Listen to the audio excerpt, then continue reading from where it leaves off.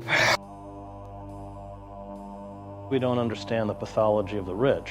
We've been saturated with cultural images and a kind of cultural deification of wealth and those who have wealth. We are being, they present people of immense wealth as somehow leaders, oracles even. And we don't grasp internally what it is an oligarchic class is finally about, or how venal and morally bankrupt they are. We need to recover the language of class warfare to grasp what is happening to us. And we need to shatter this self-delusion that somehow, if, as Obama says, we work hard enough and study hard enough, we can be one of them. The fact is, the people who created the economic mess that we're in were the best educated people in the country. Larry Summers, former president of Harvard, and others. The issue is not education, the issue is greed.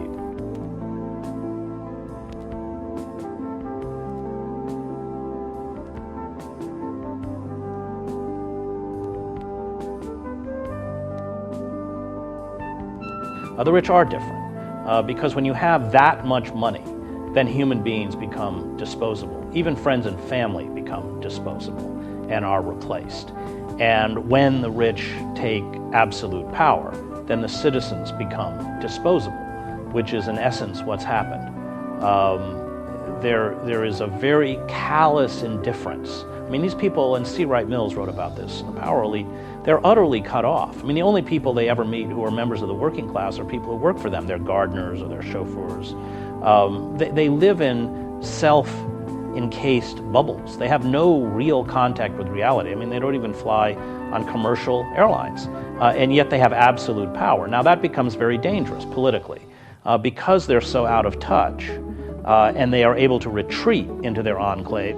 They will extract more and more and more because they have no self-imposed limits without understanding the economic, political, and social consequences of what they're doing.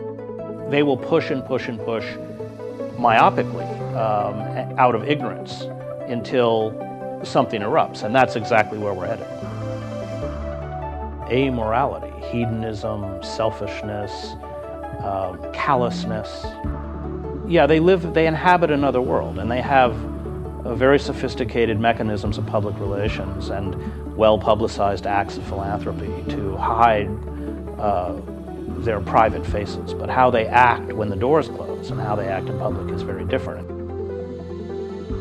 The whole notion of the free market, laissez-faire capitalism, globalization is a very thin rationale for unmitigated greed by a tiny oligarchic elite. And they have made sure that that ideology is taught in universities across the country. And people, especially economists, who deviate from that ideology have been pushed aside and become pariahs. I mean, we don't live in a free market society. We live in a society where corporations at will loot the U.S. Treasury and the Federal Reserve and are bailed out by the taxpayer. And yet, that fact of kind of corporate socialism for corporations is ignored, and yet and that's dangerous because there's an utter disconnect from the language that we use to describe our economic system and the reality of our economic system, which is essentially a system where corporations have become predators on government and taxpayer money. I don't think you can understand the nature of capitalism if you don't understand the nature of class warfare.